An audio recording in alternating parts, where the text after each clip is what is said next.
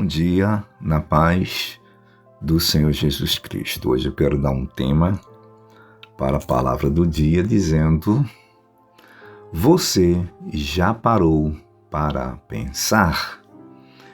E quero subordinar esse tema no texto bíblico que se encontra no Evangelho de Jesus, conforme escreveu Mateus, capítulo 1 e versículo 23. Diz assim: Eis que a Virgem conceberá e dará à luz um filho, e chamarão seu nome Emanuel, que traduzido é Deus conosco. 9 de julho de 2025. Grande Deus, é no nome de Jesus Cristo que eu estou aqui em oração. Quero te agradecer por esse momento. Te apresento cada pessoa que me ouve, a família de todos, os pedidos de oração que tenho recebido aqui para apresentar ao Senhor. Eu te apresento, ó Deus, te vitória, resolve as causas. Te apresento a minha família, essa missão. Eu te peço que seja assim, em nome de Jesus. Bom, pessoal, hoje eu dei esse tema para a palavra do dia. É até uma pergunta, dizendo a expressão seguinte: você já parou para pensar? A gente para pensar, dedica tempo pensando em tanta coisa, né, gente? Eu fico imaginando comigo mesmo.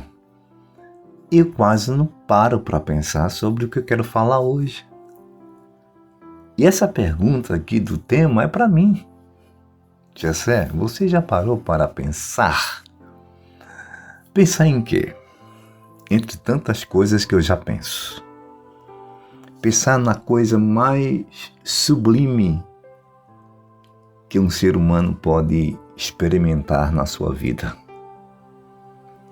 A coisa mais completa da existência humana. Aquela sensação de paz, aquele preenchimento do vazio que já é existente no homem quando ele nasce. Eu me refiro a ter Deus conosco. Esse texto que eu li aqui fala exatamente. Ele está aqui reproduzindo, né, a profecia de Isaías, capítulo 7, versículo 14, não me escapa da memória agora, onde o profeta vai assinalando que a Virgem, no caso a Maria, estaria concebendo um filho e o seu nome seria Emanuel, e traduzido significa Deus conosco. Por que eu comecei dizendo que não há coisa melhor do que Deus conosco? Porque esta companhia de Deus conosco, ela foi tirada de nós, ela foi, vamos dizer assim, separada de nós por conta do pecado. A gente vê lá em Gênesis capítulo 3, versículo 24, que o Senhor Deus diz assim, ó, e havendo lançado fora o homem, Senhor Deus pôs querubins ao oriente do jardim do Éden e uma espada inflamada que andava ao redor para guardar o caminho da árvore da vida. Então o homem foi expulso. Enquanto o homem estava na presença de Deus, o jardim do Éden era o local do encontro, a viração do dia que Deus vinha ter com o homem. Então era Deus conosco, em caso, Deus com Adão e Eva. Deus conosco, seres humanos. Mas pecou, perdeu essa presença de Deus.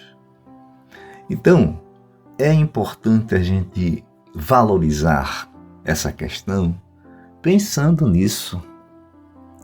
Porque o que é que nós temos? Eu fico assim, pensando em mim mesmo.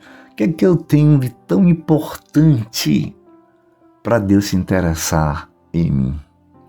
Se eu sou tão pecador, tão falho, tão nécio, tão débil nas coisas espirituais, né? E relaxado das coisas de Deus. E Deus, o que é que Deus vê em mim para se interessar tanto ao ponto de mandar o seu filho para restabelecer essa comunhão que foi quebrada lá no Jardim do Éden, nesse texto que eu acabei de ler? Deus convocando, a gente vê o ser humano normalmente através do seu filho para que ele volte a estar conosco. Está entendendo? É o Deus conosco hoje. Depois do pecado, a gente perdeu a sua presença, mas Jesus veio, glória a Deus, e através de Jesus nós podemos dizer que Deus está conosco, porque Jesus, ele assumiu nossa culpa, ele tomou nossos pecados, né? É a promessa que Deus fez a Adão, a primeira promessa, né, messiânica, falando sobre o Messias. O próprio Pai, o próprio Criador fez para Adão. E a gente sabe, quando ele fez isso, na hora da sentença que ele estava dando ao diabo, que ali estava sendo representado pela serpente. Eu me lembrei agora daquela passagem de Lucas, capítulo 19. Eu vou ler versículos 9 e 10, por causa da hora. Vou terminar já, gente. Diz assim: e disse-lhe Jesus: hoje veio a salvação a esta casa, pois também este é filho de Abraão. Porque o Filho do Homem, referindo-se a ele próprio, a Jesus, veio buscar e salvar o que se havia perdido. Lá no Éden, o homem se perdeu. Quando foi expulso do Éden, andou errante por aí. Mas aí veio Jesus.